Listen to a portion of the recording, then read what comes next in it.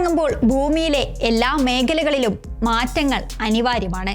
ഒരു കാലത്ത് ചവിട്ടി താഴ്ത്തിയവർക്കെല്ലാം മേലെ ഉയർന്ന് ഒരു മഹാവൃക്ഷമായി പടർന്ന് പന്തലിച്ചു നിൽക്കുന്ന ഭാരതമാണ് ഇന്ന് ലോകത്തിന് മുമ്പിലുള്ളത്. ഒരിക്കൽ ഭാരതത്തെ അടിച്ചമർത്തി രാജാവായി വാണിരുന്ന ബ്രിട്ടൻ ഇന്ന് നവയുഗ ഭാരതത്തിന് മുമ്പിൽ തല കുനിച്ചു നിൽക്കുകയാണ്. ഇനി ഇന്ത്യയാണ് ഒരേ ഒരു ആശ്രയമെന്ന് ബ്രിട്ടൻ തിരിച്ചറിഞ്ഞു കഴിഞ്ഞിരിക്കുന്നു.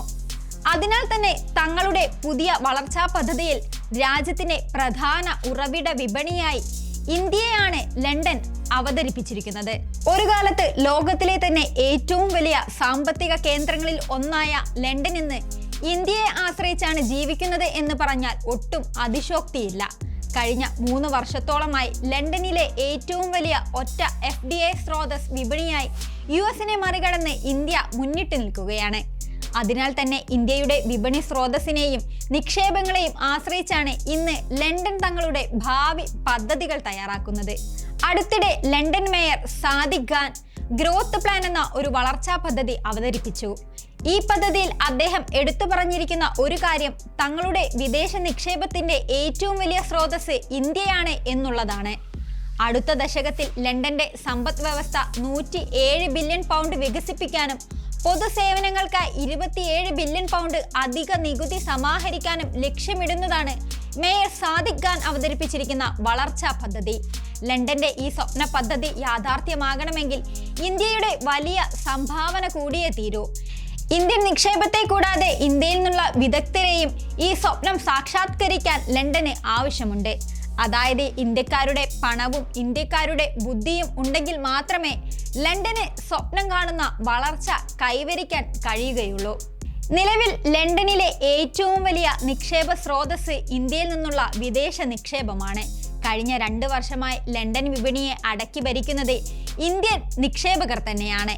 ഇന്ത്യയിൽ നിന്നുള്ള നിരവധി ടെക് കമ്പനികൾ ഇതിൽ പ്രധാന പങ്ക് വഹിക്കുന്നുണ്ട്. ഇതോടൊപ്പം തന്നെ ഇന്ത്യയിൽ നിന്നുള്ള വിദ്യാർത്ഥികളെയും വിനോദസഞ്ചാരികളെയും ലണ്ടൻ ലക്ഷ്യമിടുന്നു. ബ്രിട്ടന്റെ വരുമാന സ്രോതസ്സിന്റെ കാതലായ ഒരു ഭാഗം സമ്മാനിക്കുന്നതിൽ ഇന്ത്യയിൽ നിന്നുള്ള വിദ്യാർത്ഥികൾക്കും വിനോദസഞ്ചാരികൾക്കും വലിയ പങ്കുണ്ട്. കഴിഞ്ഞ സാമ്പത്തിക വർഷത്തെ കണക്കുകൾ അനുസരിച്ച് മാത്രം 38,625 ഇന്ത്യൻ വിദ്യാർത്ഥികളാണ് ലണ്ടനിൽ പഠിക്കുന്നത്. ലണ്ടനിലെ മൊത്തം അന്താരാഷ്ട്ര വിദ്യാർത്ഥികളുടെ 20% ഇന്ത്യക്കാരായുള്ളത്. ഇരു രാജ്യങ്ങളും തമ്മിൽ ശക്തമായ ബന്ധം സൃഷ്ടിക്കുന്നതിൽ ഈ വിദ്യാർത്ഥികളുടെ പങ്ക് ഒട്ടും ചെറുതല്ല. ലണ്ടന്റെ സമ്പദ് വ്യവസ്ഥയ്ക്കും ഇവർ വലിയ പങ്ക് നൽകുന്നുണ്ട്. കൂടാതെ ബ്രിട്ടനിലെ ആർട്ടിഫിഷ്യൽ ഇന്റലിജൻസ്, ക്വാണ്ടം കമ്പ്യൂട്ടിംഗ് തുടങ്ങിയ അത്യാധുനിക സാങ്കേതിക വിദ്യകളിൽ മികച്ച സംഭാവനകൾ നൽകുന്നത് ഇന്ത്യൻ IT കമ്പനികളാണ്. ഇന്ത്യയിൽ വേരുകളുള്ള പല ടെക് കമ്പനികളും തങ്ങളുടെ രണ്ടാമത്തെ ഭവനമായി കാണുന്നത് ലണ്ടനെയാണ്. ഈ കാരണങ്ങൾ കൊണ്ട് തന്നെ ലണ്ടൻ സമ്പദ് വ്യവസ്ഥ ഇന്ന് ഇന്ത്യയെ വലിയ അളവിൽ ആശ്രയിക്കുന്നു. ചുരുക്കത്തിൽ ഒരു കാലത്ത് ഇന്ത്യയെ തങ്ങളുടെ കോളനികളാക്കി അടിച്ചമർത്തി ഭരിച്ചിരുന്ന ബ്രിട്ടീഷ് ജനത ഇന്ന് ഇന്ത്യക്കാരായ പ്രതിഭകളുടെ കഴിവുകൾ കൊണ്ടും പണം കൊണ്ടുമാണ് ഇന്ന് തങ്ങളുടെ സമ്പദ് വ്യവസ്ഥയെ താങ്ങി നിർത്തുന്നത്.